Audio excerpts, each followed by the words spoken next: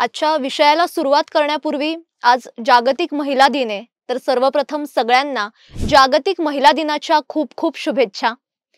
बांधकाम company Larsen and टुब्रोचे अध्यक्ष SN. Subramaniam हे पुन्हा एकदा चर्चेत आलेत।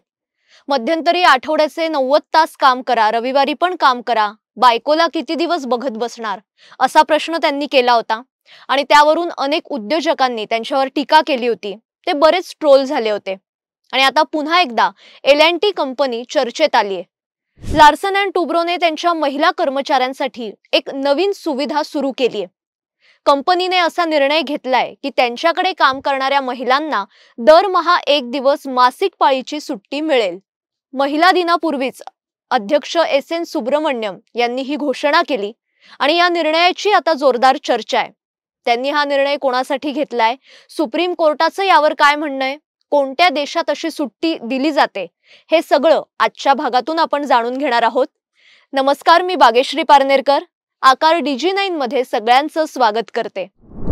एल&टी कंपनी ही औद्योगिक तंत्रज्ञान, अवजड उद्योग, अभियांत्रिकी, बांधकाम, उत्पादन, वीज, माहिती तंत्रज्ञान, लष्करी आणि वित्तीय सेवा यासारख्या क्षेत्रात काम करते। मुंबईतील त्यांच्या पवई कार्यालयात गुरुवारी 350 महिला कर्मचाऱ्यांसमोर ही घोषणा करण्यात आली।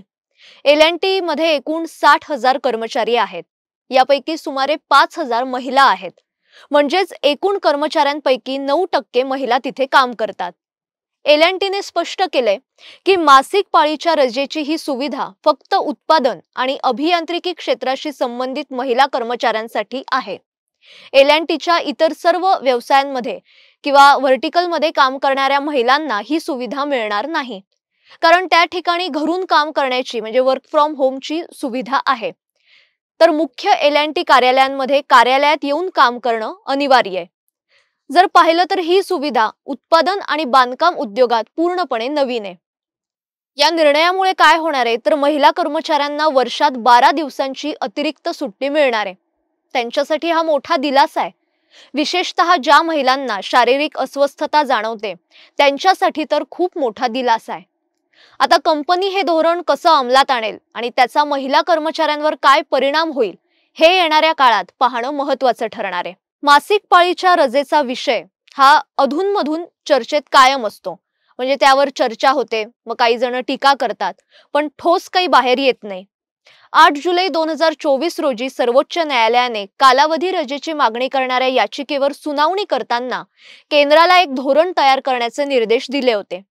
तेव्हा न्यायालयाने स्पष्ट सांगितलं होतं की महिलांना मासिक पाळीच्या सुट्टी देण्याचा आमचा निर्णय महिलांसाठी हानिकारक असेल, कारण कंपन्या महिलांना नोकऱ्या देण्यास टाळतील।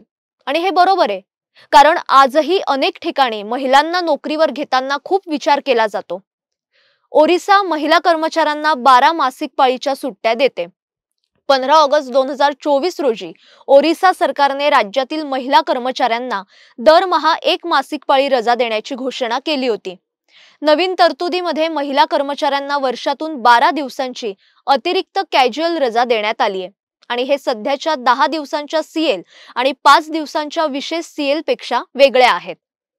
मासिक पाळी दरम्यान ओटीपोटात दुखणं, ताप येणं, हातपाय गळून जाणं, हातापायांमध्ये वेदना होणं, पाठदुखी, कंबरदुखी, डोकेदुखी अशा कितीतरी समस्यांना महिलांना सामोरं जावं लागतं आणि हे अगदी खरंय।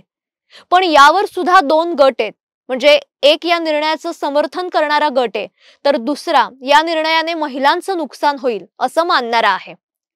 दोन्ही बाजू समजून घेणं गरजेचं आहे। साधारण 2 वर्षांपूर्वी स्मृती इराणी यांनी सुद्धा याबाबतीत एक मत व्यक्त केलं होतं। मासिक पाळी येणारी स्त्री आणि मासिक पाळी हे अपंगत्व नाहीये, तर स्त्रियांच्या जीवन प्रवासाचा एक नैसर्गिक भाग आहे। जर मासिक पाळीच्या मुद्द्यावरून महिलांना सुट्टी दिली गेली तर त्यांच्याशी भेदभाव होऊ शकतो। आपण असे मुद्दे उपस्थित करता कामा नये ज्यामुळे महिलांना समान संधीपासून वंचित राहावं लागेल। त्यांच्या या वक्तव्याची अनेकांनी चर्चा केली, अनेकांनी आश्चर्य व्यक्त केलं। एक स्त्री असून त्या असं कसं बोलू शकतात?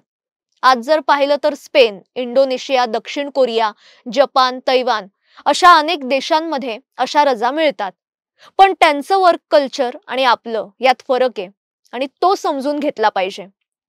काही सर्वेक्षणानुसार असं समोर आलंय की काही महिलांना खूप त्रास होतो, तर काही महिलांना अजिबातच त्रास होत नाही.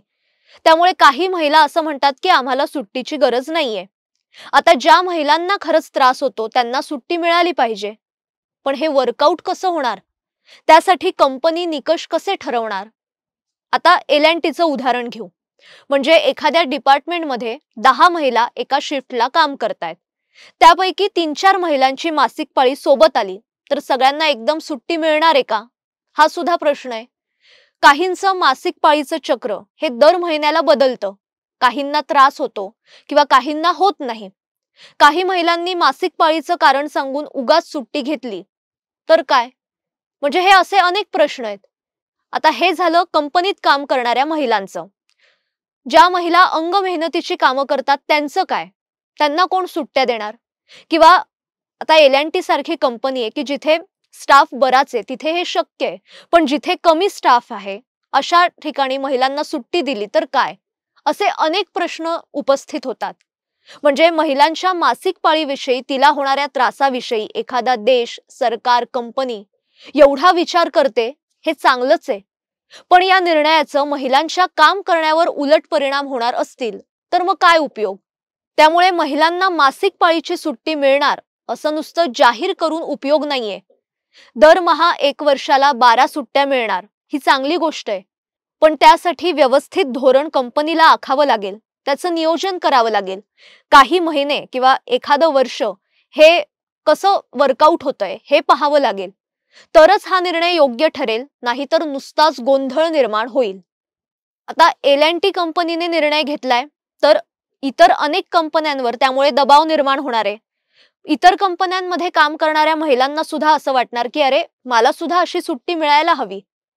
आणि ते बरोबर आहे. ती मानसिक स्थिती आहे किंवा ती मानसिकता आहे. हा विचार प्रत्येक महिलेच्या मनात येणार. त्यामुळे असे निर्णय जाहीर करून उपयोग नसतो. तर त्याचे पुढचे परिणाम काय होणार आहे त्यासाठीचं नियोजन हे अजून कंपनीने डिक्लेअर केलं नाहीये. त्यामुळे तो निर्णय कशा पद्धतीने अंमलात येतोय हे पाहण्यासाठी काही महिने किंवा एखादं वर्ष वाट पाहावी लागेल. नाहीतर नुसताच गोंधळात गोंधळ निर्माण होईल आणि महिलांच्या काम करण्यावर अनेक बंधनं लादली जातील. या निर्णयाचं स्वागतच आहे. पण याविषयी तुम्हाला काय वाटतंय आणि कशा पद्धतीने हा निर्णय अंमलात आणता येऊ शकतो याविषयी जर काही तुमच्या मनात असेल तर ते सुद्धा नक्की कळवा. आणि जाता जाता पुन्हा एकदा सगळ्यांना जागतिक महिला दिनाच्या हार्दिक शुभेच्छा. नुसतं 1 दिवसापुरतं आपल्याला महिलांना मान सन्मान द्यायचा नाहीये, तर रोजचे दिवस म्हणजे वर्षभराचे 365 दिवस आपल्याला महिलांचा मान राखायचा आहे. आणि जाता जाता पुन्हा एकदा सगळ्यांना जागतिक महिला दिनाच्या हार्दिक शुभेच्छा. धन्यवाद.